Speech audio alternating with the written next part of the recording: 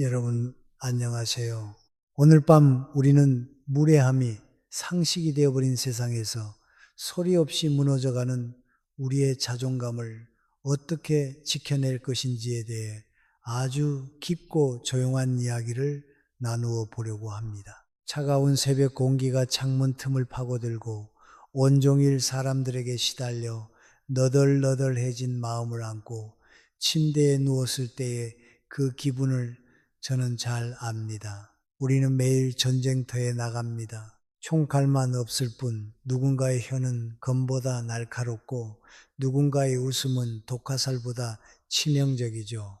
이런 정글 같은 사회적 관계 속에서 우리 자신을 지키는 법을 배우지 못한다면 어쩌면 살아남지 못할 수도 있습니다. 적어도 우리의 영혼만큼은 말이죠. 그러니 편안히 자리 잡기 전에 잠시 시간을 내어 좋아요와 구독을 눌러주세요. 물론 제가 여기서 하는 작업이 정말 마음에 드실 때만요. 그리고 지금 이 고요한 시간에 여러분이 대한민국의 어느 도시에서 혹은 지구 반대편 어느 곳에서 이 목소리를 듣고 계시는지 그곳의 현지 시간은 지금 몇 시인지 댓글로 남겨주세요. 여러분의 고립된 밤이 저의 목소리와 연결되는 그 순간을 저는 무척 소중하게 생각하니까요. 자, 이제 불을 끄고 잔잔한 백색 소음을 위해 선풍기를 켜셔도 좋습니다. 오늘 밤의 여정을 함께 시작해 볼까요? 누군가 웃으면서 툭 던진 무의미한 말 한마디 여러분도 분명 경험해 보셨을 겁니다. 그 순간에는 분위기를 깨기 싫어서 혹은 너무 당황스러워서 그냥 하하하고 바보처럼 같이 웃어 넘겼죠. 그런데 이상하게도 집에 돌아와 신발을 벗는 순간부터 가슴 깊은 곳에서 뜨거운 것이 올라오기 시작합니다. 밤이 깊어지면 그 짧았던 장면이 넷플릭스 드라마처럼 무한 반복됩니다. 내가 왜 그때 아무 말도 못했을까? 왜 나는 바보같이 또 웃어버렸을까? 결국 화살은 나 자신을 향합니다. 내가 소심해서, 내가 약해서, 내가 못나서 그렇다고 스스로를 난도질하죠. 하지만 여러분, 제가 다는컨대 오늘 그 자책부터 당장 멈추셔야 합니다. 여러분이 약해서가 아닙니다. 오히려 정반대입니다. 여러분은 품격 있는 사람이 되고 싶어서 그리고 나쁜 사람이 되기 싫어서 그 무례함을 혼자 껴안고 참아낸 겁니다. 그것은 비겁함이 아니라 타인에 대한 과잉된 배려일 뿐입니다. 사실 우리가 사는 이 사회에서 무례함은 단순한 실수가 아닙니다. 그것은 일종의 시험입니다. 상대는 아주 교묘하게 여러분의 경계를 건드려 봅니다. 이 사람은 어디까지 참아줄까? 이 정도 농담을 던져도 여전히 나에게 웃어줄까 하는 탐색이죠. 영장류 사회에서 웃음이 원래 항복이나 복종의 의미로 시작되었다는 사소한 잡지식을 떠올려 본다면 우리의 습관적인 웃음이 상대에게 어떤 신호를 주는지 더 명확해집니다. 우리가 허허실실 웃어 넘길 때 무례한 상대는 마음속으로 잔인한 결론을 내립니다. 아, 이 사람은 내가 함부로 대충 말해도 되는 사람이구나. 학술적인 용어를 빌리자면 이를 상호작용적 권력, 비대칭성, 인터랙티브, 파워 에이시미치의 고착화라고 부를 수 있겠네요. 한마디로 여러분이 착하게 굴수록 상대는 여러분을 착한 사람이 아니라 만만한 관역으로 인식한다는 뜻입니다. 인간관계에서 가장 억울한 순간은 내가 상대를 배려하고 분위기를 살리려고 노력했는데 정작 돌아오는 것이 고마움이 아니라 만만함이라는 낙인일 때입니다. 저 사람은 무슨 말을 해도 뒤끝 없어. 저 사람은 거절 절대 못해. 이런 식의 평판이 붙는 순간 무례함은 기하급수적으로 자라납니다. 처음엔 가벼운 농담이었던 것이 다음엔 노골적인 비교가 되고 결국엔 여러분의 인격 전체를 부정하는 평가로 변질되죠. 침묵은 무례함을 키우는 가장 영양가 높은 토양입니다. 그렇다고 해서 제가 지금 당장 가서 그 사람의 멱살을 잡고 소리를 지르라고 부추기는 게 아닙니다. 우리가 원하는 건 천박한 승부가 아니라 품격 있는 경계입니다. 생각해 보세요. 제 사회적 에너지가 2010년형 스마트폰 배터리 마냥 빨리 닳는 편이라 저도 젊을 때는 사람들과의 수에 집착했습니다. 연락처에 이름이 가득하고 모임이 많아야 성공한 삶인 줄 알았죠. 하지만 나이가 들수록 깨닫게 됩니다. 에너지는 한정되어 있고 이제는 누구와도 잘 지내야 하는 게 아니라 누구와 잘 지낼지를 아주 냉정하게 선택해야 한다는 것을요. 그 선택의 가장 중요한 기준은 단연코 그 사람의 말투와 태도입니다. 존중이 사라진 배려는 결국 희생일 뿐이며 그 희생은 반드시 독이든 분노로 변해 우리 자신을 먼저 망칩니다. 인격은 참는 데서만 생기지 않고 경계를 지킬 때 비로소 완성된다는 지혜를 우리는 명심해야 합니다. 우리가 남에게 베푸는 친절이 마치 눈보라 속에서 피자 한 조각을 따뜻하게 유지하려는 노력과 같을 때가 있습니다. 결국 남의 입맛만 맞추려다 우리 자신이 먼저 차갑게 식어버리고 기름기만 묻은 채 버려지곤 하죠. 이게 얼마나 우스운 일입니까? 오늘 밤은 그 피자 상자를 닫으세요. 무례한 사람의 말 한마디를 마음속 방안까지 들이지 말고 현관문 앞에서 멈추게 하세요. 말의 힘은 목소리의 크기가 아니라 그 안에 담긴 명확함에서 나옵니다. 상대가 여러분을 무시하는 이유는 간단합니다. 여러분이 그 무례함을 허용한다고 믿기 때문입니다. 그러니 이제 그 허용의 문을 닫는 연습을 시작해야 합니다. 싸우지 않고도 얼굴 붉히지 않고도 여기까지입니다. 라는 단호한 메시지를 던지는 법, 그것이 우리가 오늘 함께 찾아갈 첫 번째 열쇠입니다. 무례함은 대개 평가의 얼굴을 하고 우리에게 다가옵니다. 특히 가장 흔하면서도 비겁한 방식은 우리의 외모나 나이를 함부로 건드리는 말들이죠. 많이 늙었네. 얼굴이 왜 이렇게 어두워졌어? 살이 좀 찐 것 같은데?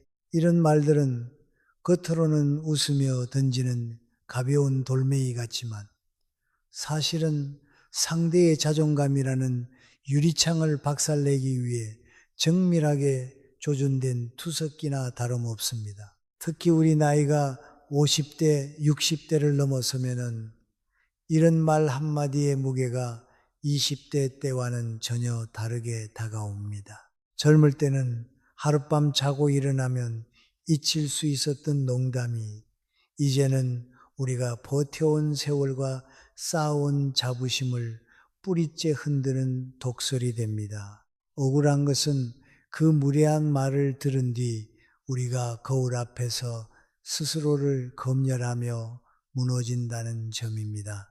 남이 던진 쓰레기 같은 한마디가 어느새 내 마음의 안방을 차지하고 주인 노릇을 하도록 내버려 두는 것, 이것이 무례함이 노리는 가장 잔인한 승리입니다. 저도 예전에 비슷한 경험이 있습니다. 큰 강연을 마치고 땀을 닦으며 내려오는데 한 분이 다가와 악에 없는 미소를 지으며 말씀하시더군요. 선생님, 예전보다 얼굴이 많이 수척해지셨네요. 이제 건강 생각하셔야겠어요. 그 말이 틀린 말은 아닐 수도 있습니다. 하지만 문제는 사실 여부가 아니라 그 방식에 있습니다. 상대는 제 얼굴을 하나의 독립된 인격이 아니라 언제든 품평할 수 있는 진열대의 물건처럼 취급한 것이죠. 사회 심리학에서는 이를 객체화 objectification라고 부르는데 타인을 주체적인 인간이 아닌 관찰과 평가의 대상으로 전락시키는 행위입니다. 여러분, 우리는 물건이 아닙니다. 나이 든 얼굴은 살아온 시간의 훈장이고 깊게 패인 주름은 우리가 견뎌낸 폭풍우 같은 날들의 기록입니다. 누군가가 그 신성한 기록을 늙었네 라는 단어 하나로 훑어버릴 때 우리는 마음속으로 내가 정말 초라해졌나 라는 자학적인 질문을 붙잡게 됩니다. 하지만 기억하세요. 남의 입은 결코 내 마음의 주인이 될 수 없다는 옛 성현의 지혜는 오늘날에도 여전히 유효합니다. 여기서 재미있는 잡지식 하나를 들려드릴까요? 인간의 뇌는 거울을 볼 때 스스로의 모습을 실제보다 약 20% 정도 더 매력적으로 보정해서 인식한다고 합니다. 우리 뇌가 나름대로 우리를 보호하기 위해 자비로운 필터를 씌워주는 셈이죠. 어쩌면 거울이 배신을 하는 게 아니라 우리 뇌가 야, 그래도 너 오늘 정도면 꽤 괜찮아라며 매일 아침 우리에게 선의의 거짓말을 해주는 걸지도 모릅니다. 그런데 무례한 이들은 이 20%의 자비로운 필터마저 강제로 뜯어내려 합니다. 그들은 왜 그렇게 남의 얼굴과 주름에 집착하는 걸까요? 제가 오랫동안 관찰한 결과 그 이유는 아주 간단합니다. 그들은 당신을 걱정하는 게 아니라 자신의 불안을 배설하고 있는 겁니다. 자기 자신도 늙어가고 있고 언젠가 초라해질까봐 두려운 마음을 남의 주름을 지적하며 잠재우는 것이죠. 너도 늙었으니 나도 괜찮다는 식의 비겁한 위안입니다. 정신분석학에서는 이를 투사 프로젝트라고 부르는데 자신의 결점이나 두려움을 타인에게 투영하여 심리적 안정감을 얻으려는 방어 기제입니다. 결국 그 독설은 당신에 대한 평가가 아니라 그 사람의 흔들리는 내면을 보여주는 지표일 뿐입니다. 자, 그럼 이런 무리한 화살이 날아올 때 우리는 어떻게 대처해야 할까요? 보통 우리는 두 가지 실수를 합니다. 첫째는 필사적으로 부정하는 겁니다. 아니에요. 저 요즘 관리 잘하고 있어요 라고 변명하는 순간 당신은 상대의 평가권을 인정하게 됩니다. 둘째는 똑같이 맞받아치는 거죠. 너는 뭐 안 늙었냐? 내 주름이나 신경 써 라고 하면 그 자리는 순식간에 진흙탕 싸움터가 됩니다. 집에 돌아오면 승리감은커녕 찝찝함과 피로감만 남을 뿐이죠. 그래서 저는 여러분께 제3의 길, 즉 동의하지도 부정하지도 않는 지혜를 권합니다. 상대의 말에 에너지를 공급하지 않고 그 말을 다시 상대의 손에 쥐어주는 아주 짧고 단단한 문장입니다. 그렇게 생각하실 수도 있겠네요. 이 문장은 정말 놀라운 힘을 가지고 있습니다. 내 말이 맞다도 아니고 틀리다도 아닙니다. 당신이라는 사람은 그렇게 생각할 수도 있는 존재군요. 라며 상대의 주관적인 영역으로 그 말을 가둬버리는 겁니다. 상대가 기대한 건 여러분의 상처받은 표정이나 당황한 변명이었을 텐데 아무런 감정적 반응 없이 평온하게 이 말을 던지면 상대는 당황하게 됩니다. 공중에 던진 공이 벽에 맞고 튕겨 나오는 게 아니라 진흙 속에 푹 빠져버린 것 같은 기분을 느끼게 되죠. 무례함은 상대의 반응을 먹고 자라는 기생충과 같습니다. 여러분이 반응을 끊어버리면 무례함은 굶어 죽게 됩니다. 제가 아는 한 지인은 모임에서 요즘 왜 이렇게 안색이 흑빛이야? 어디 아픈 거 아냐? 라는 말을 들었을 때 조용히 미소 지으며 이렇게 답했습니다. 그렇게 생각하실 수도 있겠네요. 그러고는 태연하게 차를 마셨죠. 주변 분위기가 잠시 멈췄습니다. 모두가 다음 싸움을 기다렸지만 제 지인은 더 이상 대꾸하지 않았습니다. 공격이 없으니 방어도 없고 갈등이 발생할 틈이 사라진 겁니다.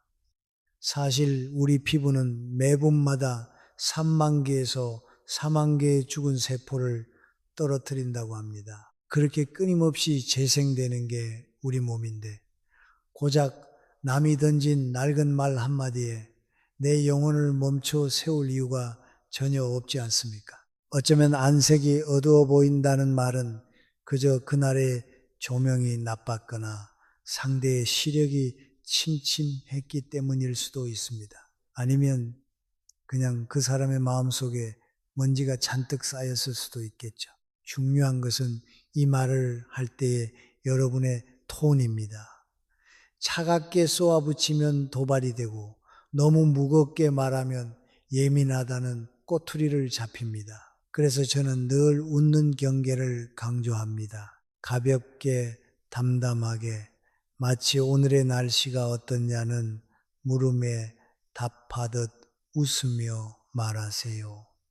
여기서의 웃음은 굴복이 아닙니다. 나는 당신의 그 하찮은 말에 전혀 흔들리지 않을 만큼 여유가 있다는 선언입니다.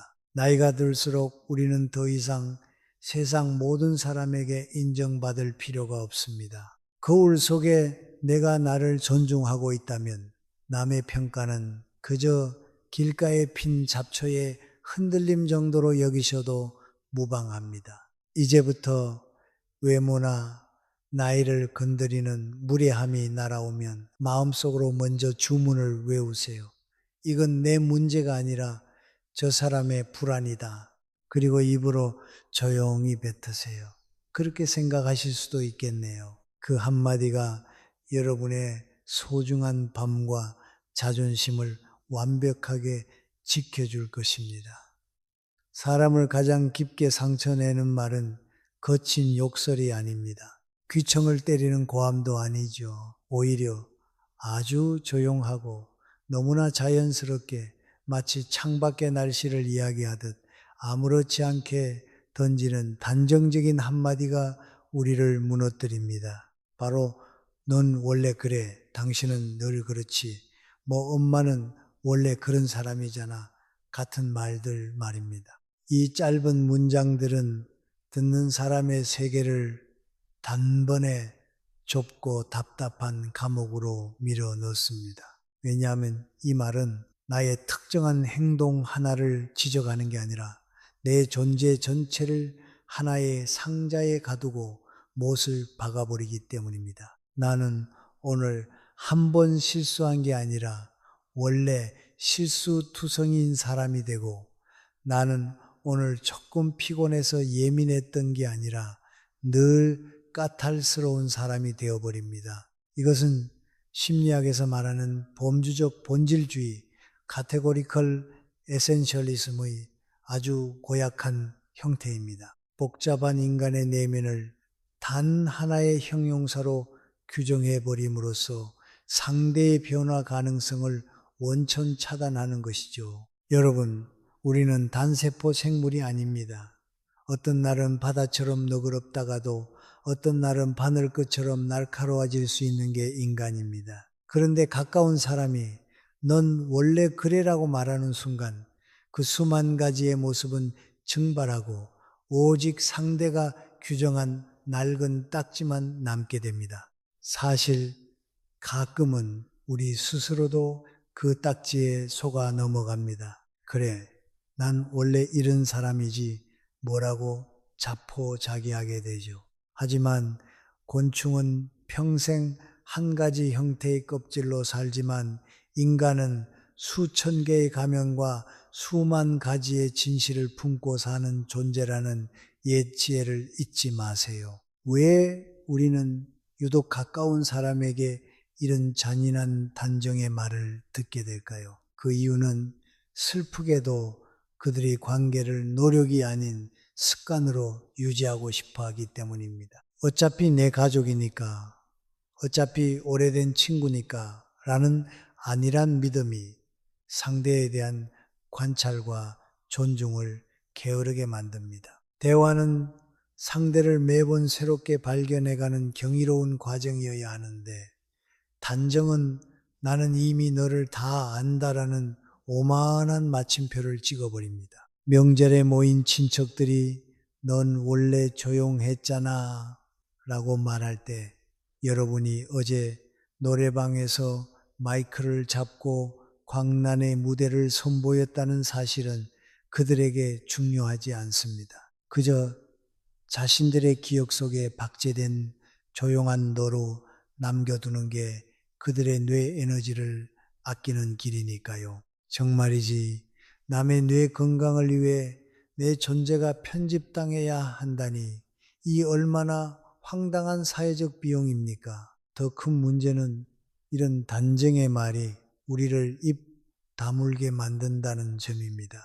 당신은 원래 이기적이야 라는 말을 들었을 때 나는 그렇지 않아 라고 반박해 보셨나요? 아마 돌아오는 대답은 뻔할 겁니다. 거봐, 지금 화내는 거 보니까 딱 그러네. 이것은 일종의 논리적 굴레입니다. 입을 열면 증명이 되고 입을 닫으면 인정이 되는 외통수죠. 마치 당신 지금 잠들었나요? 라고 묻는 것과 같습니다. 대답하면 깬 것이고 대답 안 하면 자는 것이니 질문자의 의도대로 결론이 나버립니다. 이런 상황에서 필요한 건 무모한 돌진이 아닙니다. 상대의 논리를 완전히 멈춰 세우는 제3의 길, 바로 질문의 지혜입니다. 제가 그렇게 보였나요? 이 짧은 질문은 사실관계를 다투던 대화의 초점을 상대의 인식으로 쨘 돌려버립니다. 너는 원래 이래라는 말이 절대적인 진리처럼 들렸다면 제가 그렇게 보였나요? 라는 질문은 그 말을 당신 눈에 비친 나의 모습이라는 주관적인 의견으로 격화시킵니다. 상대는 갑자기 거울을 마주한 기분이 들 겁니다. 내가 지금 이 사람을 너무 쉽게 규정했나? 하는 일말의 의구심이 그 사람의 머릿속에 씨앗처럼 심어지는 것이죠. 잡지식 하나를 보태자면 인간은 하루에 약 6경번의 생각을 한다고 합니다. 그 수많은 생각 중 단 한 번이라도 자신의 무례함을 돌아보게 만든다면 그 질문은 제 역할을 다한 겁니다. 질문을 던질 때 가장 중요한 것은 배우의 연기력 같은 담담함입니다. 날카롭게 쏘아붙이면 거봐 너 또 예민하게 굴지 라는 반격을 허용합니다. 하지만 정말 궁금하다는 듯이 아주 평온한 눈빛으로 제가 그렇게 보였나요? 라고 물으면 상대는 방어 기제를 작동시킬 명분을 잃습니다. 사람은 방어할 때는 절대 반성하지 않습니다. 하지만 공격받지 않는다고 느끼는 순간 비로소 자신의 말이 지나쳤음을 자각할 여유가 생기죠. 마치 30년 넘게 산 배우자가 갑자기 바뀔 거라 기대하는 것이 고장난 전자레인지가 냉장고 역할을 해주길 바라는 것만큼이나 헛된 일처럼 느껴질 때도 있겠지만 적어도 이 질문은 그 전자레인지의 전원을 잠시 차단하는 효과는 있습니다. 어떤 사람은 이 질문에 아니 그냥 그렇다는 거지라며 얼버무릴 수도 있습니다. 혹은 왜 이렇게 예민해? 라고 적반하장으로 나올 수도 있죠. 그럴 때 다시 길게 설명하려 들지 마세요. 이미 여러분은 상대의 무례한 단정 앞에 나는 네가 정한 상자에 들어가지 않겠다 라는 선언을 마쳤습니다. 설명이 길어지는 순간 당신은 다시 그 상자 안으로 기어 들어가는 꼴이 됩니다. 질문은 한 번으로 충분합니다. 침묵은 그 다음 여러분의 몫이 아니라 상대의 몫입니다. 그 정적의 무게를 견디지 못한 상대가 헛기침을 하거나 화제를 돌린다면 축하합니다. 당신은 품격을 유지한 채 승리한 겁니다. 정약용 선생은 일찍이 다투지 말되 깨우치라고 했습니다.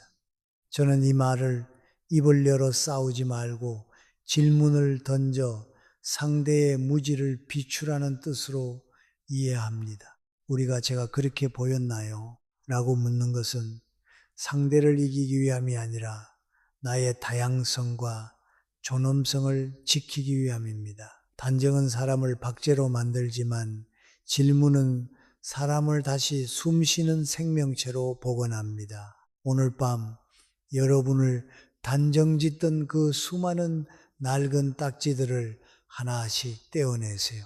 당신은 원래 그런 사람이 아니라 언제든 새로운 모습일 수 있는 무한한 가능성의 존재입니다. 이 사실을 믿는 순간 당신의 눈빛이 달라지고 목소리엔 힘이 실릴 겁니다. 이제 그 누구도 당신을 함부로 한 문장 속에 가두지 못하게 하세요. 나이가 들수록 우리가 가장 자주 마주하게 되는 아주 끈적끈적하고 불쾌한 형태의 무례함이 하나 더 있습니다. 겉으로는 지독한 걱정의 가면을 쓰고 있고 말투는 세상 어디에도 없는 다정한 조언인데 그 속을 들여다보면 날카로운 간섭의 발톱이 숨겨져 있는 말들이지요. 그 약은 먹으면 안 돼. 애들은 적어도 한 달에 한 번은 집에 오라고 해야지. 돈은 그렇게 굴리면 큰일 나. 집 정리는 이렇게 해야 복이 들어와. 같은 것들 말입니다. 이런 말들을 듣고 있으면 처음에는 나를 정말 위하는 것 같아 고개를 끄덕이게 됩니다. 하지만 이상하게도 대화가 끝나고 그 사람이 떠난 자리에 홀로 남겨지면 마치 누군가 내 거실 한복판에 신발을 신고 들어와 어지럽히고 간 것 같은 불쾌한 기분이 듭니다. 내 삶이고 내 몸이며 내 가정인데 왜 타인의 목소리가 내 안방의 주인 노릇을 하려 드는 걸까요? 조언과 간섭의 차이는 사실 아주 명확합니다. 조언은 상대에게 선택권을 주지만 간섭은 그 선택권을 야금야금 빼앗아 갑니다. 진정한 조언은 나는 이렇게 해봤는데 도움이 되더라 라고 자신의 경험을 제시할 뿐이지만 무례한 간섭은 너는 반드시 이렇게 해야만 해라며 결론부터 들이밀죠. 심리학적 관점에서 이를 심리적 반발 이론, Psychological Reactance Theory과 연결해 볼 수 있는데 인간은 자신의 자유로운 행동이나 선택이 위협받는다고 느낄 때 본능적으로 그 통제에 저항하려는 강한 욕구를 가집니다. 즉 누군가 여러분에게 간섭할 때 느끼는 그 불쾌감은 여러분이 예민해서가 아니라 여러분의 뇌가 독립된 개체로서의 자율성을 지키기 위해 보내는 아주 건강한 경고 신호인 셈입니다.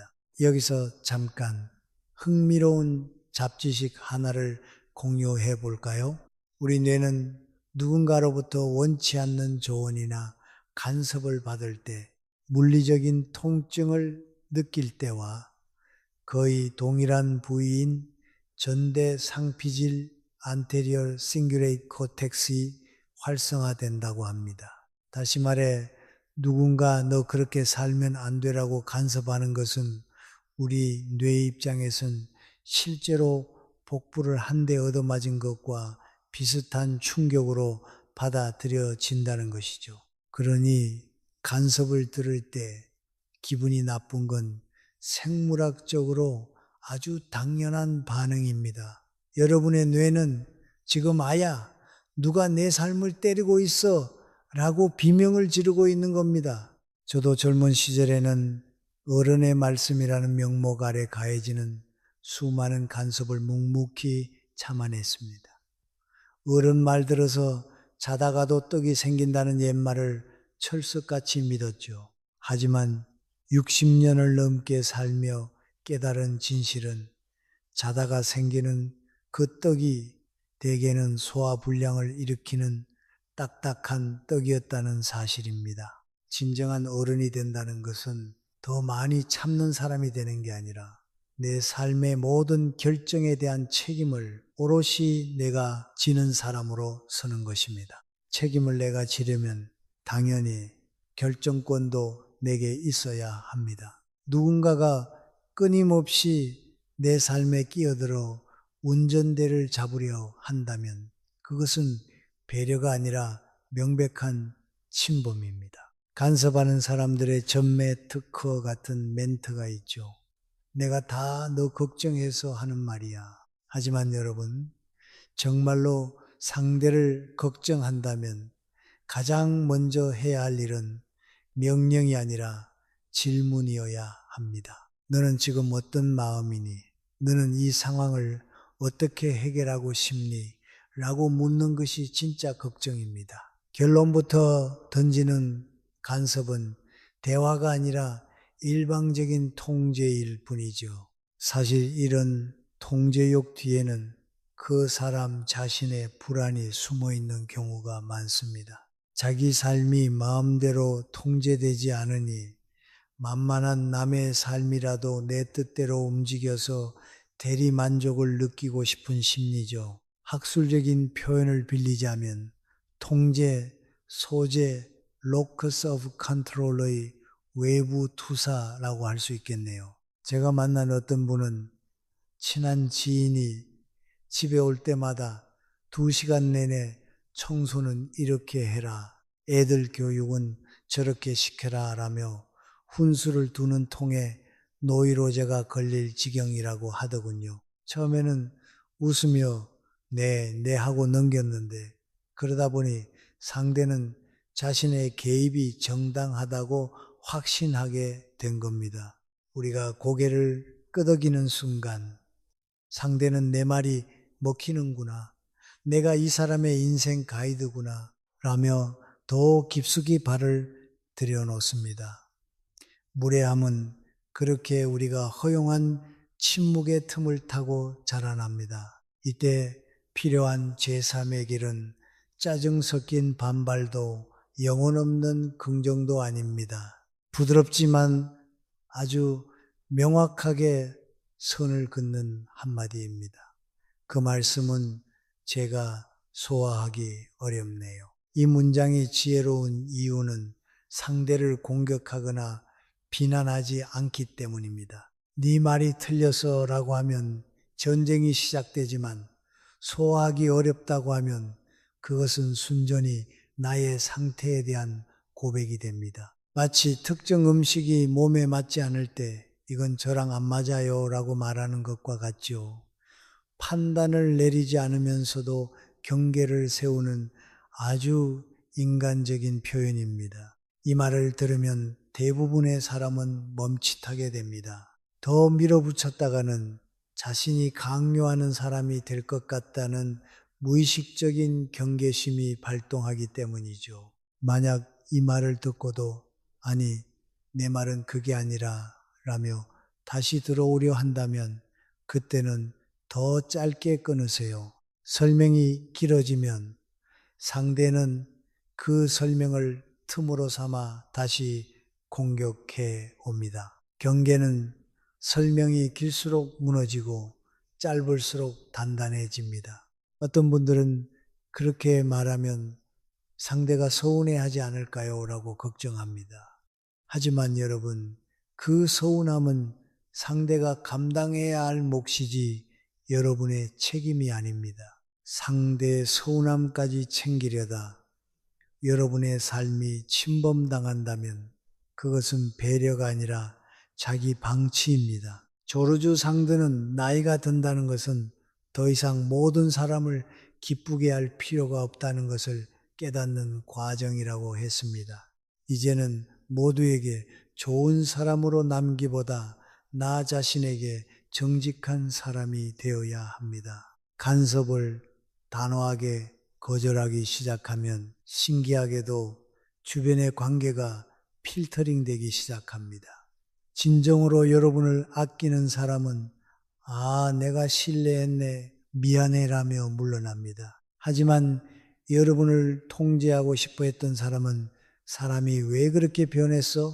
까칠하네라며 비난하겠죠. 그런 비난은 오히려 다행스러운 일입니다. 그동안 그 관계가 존중이 아닌 이용 위에 서 있었다는 확실한 증거를 찾은 셈이니까요. 노년의 우정은 정칭으로만 유지되는 게 아닙니다. 서로의 경계를 지켜주는 존중이 있을 때 비로소 그 정이 구속이 아닌 안식처가 됩니다. 오늘 밤 여러분의 삶이라는 정원을 다시 한번 둘러보세요. 혹시 걱정이라는 이름의 잡초들이 너무 많이 자라나 여러분이 심은 꽃들을 가리고 있지는 않나요? 그 말씀은 제가 소화하기 어렵네요 라는 말은 그 잡초들을 정리하는 가장 품격 있는 가위입니다. 내 몸의 주인, 내 시간의 주인, 내 감정의 주인은 오직 나 자신뿐입니다. 남이 대신 살아줄 수 없는 인생이기에 결정권 역시 그 누구에게도 양도해서는 안 됩니다. 싸우지 않고도 내 영역을 지키는 이 작은 지혜가 여러분의 남은 생을 훨씬 더 가볍고 자유롭게 만들어 줄 것입니다.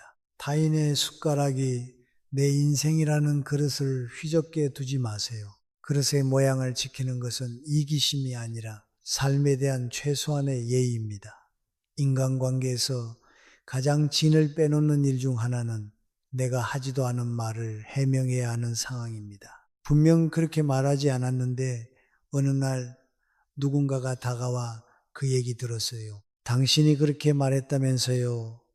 라고 묻는 순간 우리의 머릿속은 하얗게 변하고 억울함이 파도처럼 밀려옵니다. 소문이라는 녀석은 참 이상합니다. 사실은 거북이처럼 느릿느릿 걷는데 소문은 오지 네트워크를 탄 것처럼 빛의 속도로 온 동네를 누비죠. 사실은 증거를 요구받지만 소문은 그럴듯한 표정 하나만으로도 진실의 지위를 획득합니다. 매사추세츠 공과대학 연구에 따르면 가짜 뉴스는 진짜 뉴스보다 무려 6배나 더 빨리 사람들에게 전달된다고 합니다. 소문이 발이 없어도 잘만 뛰어다니는 이유가 생물학적으로 증명된 셈이지요. 이처럼 자극적인 이야기가 평범한 사실보다 귀에 더 잘 들어오는 현상을 학술적으로는 착각적 진실 효과, illusory truth effect라고 부릅니다. 반복해서 듣다 보면 그게 사실이든 아니든 뇌가 진실로 믿어버리는 아주 고약한 인지적 오류입니다. 저도 강단에서 오래 생활하며 제 말이 어떻게 왜곡되어 돌아오는지 수없이 목격했습니다. 요즘 몸이 좀 안 좋아서 병원 다녀요 라는 평범한 말이 건너 전달되면 어머 그 양반 큰 병 걸려 수술한 데가 되어 있더군요. 사람들은 왜 남의 말을 자꾸 왜곡해서 전달할까요? 누군가는 단순히 기억력이 좋지 않아서 그럴 수도 있겠지만 대개는 타인의 관심을 끌고 싶어 하는 습관 때문입니다. 그들에게 사실은 중요하지 않습니다. 진짜 그랬대? 라는 주변의 반응이 그들이 먹고 사는 밥이자 활력소니까요. 가십을 나눌 때 우리 뇌에서는 옥시토신과 도파민이 분비되어 일시적인 유대감과 쾌감을 느낀다고 하니 소문을 옮기는 사람들은 어쩌면 그 내내 마약에 중독된 상태일지도 모르겠습니다. 하지만 그들의 쾌락을 위해 여러분의 인격이 난도질 당해야 할 이유는 전혀 없습니다. 이런 왜곡된 소문 앞에서 우리가 가장 많이 하는 실수는 감정적으로 대응하는 겁니다. 내가 언제 그랬어? 라고 목소리를 높이거나 억울함을 호소하며 울먹이죠. 하지만 우리가 흥분할수록 주변 사람들은 왜 저렇게 예민해? 뭔가 찔리는 게 있나? 라며 의심의 눈초리를 보냅니다. 소문 장사꾼들에게 흥분한 반응은 가장 맛있는 안주가 될 뿐입니다. 그래서 저는 여러분께 감정이 아닌 사실로 승부하는 짧고 단단한 한마디를 권합니다. 저는 그렇게 말씀드린 적 없는데요. 이 문장은 논쟁을 차단하고 사실관계를 기록으로 고정하는 힘이 있습니다. 없는데요 라고 차분하게 마침표를 찍는 순간 소문은 갈 길을 잃습니다. 여기서 중요한 건 타이밍입니다. 왜곡된 말을 들은 그 자리에서 즉시 그러나 평온하게 정정해야 합니다. 나중에 해명하려 들면 변명처럼 들리고 침묵하고 있으면 인정하는 꼴이 됩니다. 침묵은 때로 용서가 아니라 방치가 된다는 격언을 명심하세요. 여러분의 평판이라는 집을 소문이라는 불씨로부터 지키는 골든 타임은 바로 그 소문을 처음 마주한 순간입니다. 소문만큼이나 우리를 지치게 하는 것이 또 하나 있죠. 바로 작은 부탁의 무한 반복입니다. 잠깐만 이것 좀 해줘, 오늘만 도와줘 라는 말들이 쌓여 어느 순간 여러분의 일상을 점령해 버립니다. 사실 오늘만 도와줘라는 말은 인간관계에서 가장 신뢰할 수 없는 문장 중 하나입니다. 그건 대개 이번 생 내내 도와줘의 줄임말인 경우가 많거든요. 우리가 거절하지 못하고 웃으며 들어줄 때 상대는 고마움을 느끼는 게 아니라 여러분을 무한리필 식당처럼 취급하기 시작합니다. 공짜 밥이 당연해지면 어느 날 밥이 안 나온다고 화를 내는 게 인간의 이기적인 본성이죠. 여러분이 공동체의 무한 자원으로 분류되는 순간 소중함은 사라지고 만만함만 남게 됩니다. 거절을 못하는 이유는 미움받을까봐 두려운 불안함 때문일 때가 많습니다. 하지만 여러분, 나이가 들수록 거절은 이기심이 아니라 생존의 기술이 되어야 합니다. 체력도 시간도 한정된 노년의 삶에서 남의 부탁을 들어주느라 정작 나 자신의 평안을 챙기지 못한다면 그건 착한 게 아니라 자신에 대한 직무유기입니다. 이때 필요한 호신술 같은 한마디가 바로 이겁니다. 오늘은 제가 좀 피곤해서요. 피곤하다는 핑계는 인류가 발명한 가장 부드러우면서도 강력한 방패입니다.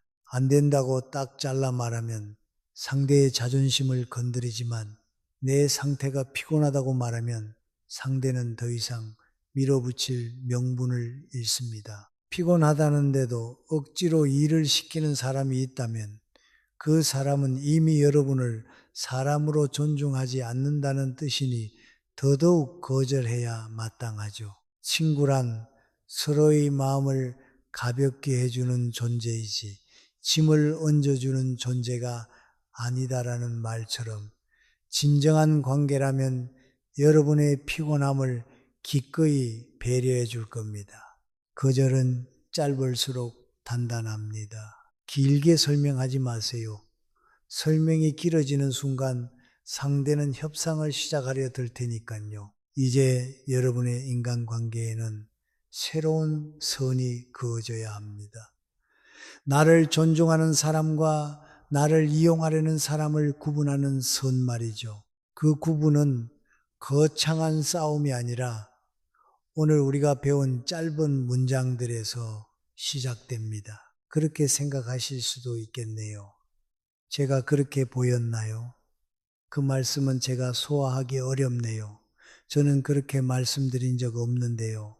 오늘은 제가 좀 피곤해서요. 이 문장들은 여러분의 품격을 지켜주는 든든한 호위무사가 되어줄 겁니다. 누군가가 무례하게 굴 때 이제 더 이상 바보처럼 웃지 마세요. 대신 이 문장들을 조용히 꺼내어 여러분의 소중한 마음의 방을 지키시기를 바랍니다. 오늘 밤 우리는 참 길고도 깊은 마음의 골목길을 함께 걸어왔습니다. 이제 이야기가 끝날 무렵이 되니 창밖에 소음도 잦아들고 세상은 온통 고요한 어둠 속에 잠겨 있네요. 오늘 우리가 나눈 이야기들이 여러분의 베개 밑에 놓여 잠 못 드는 밤마다 여러분을 지켜주는 든든한 부적이 되었으면 좋겠습니다. 사실 무례함에 대처하는 가장 큰 기술은 상대를 바꾸는 것이 아니라 흔들리지 않는 내 안의 중심을 세우는 일입니다. 타인이 던진 거친 말들이 내 마음의 호수에 돌멩이를 던질 때 그 파동을 잠시 바라보다가 이내 다시 고요해지는 법을 배우는 것이죠. 그 호수의 깊이가 깊어질수록 그 어떤 돌멩이도 호수 바닥에 가닿지 못한 채 수면 위에서 잊힐 것입니다. 이제 서서히 눈을 감아 보세요.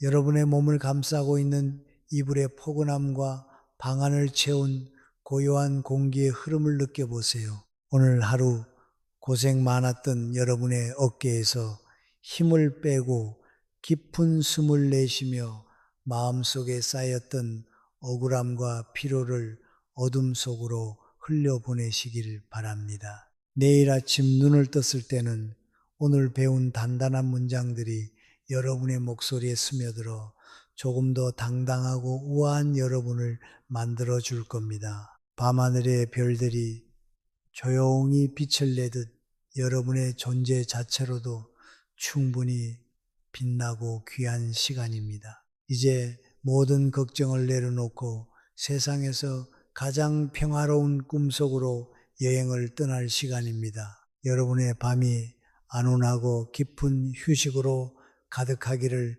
진심으로 기도합니다. 따뜻한 꿈속에서 다시 만나요.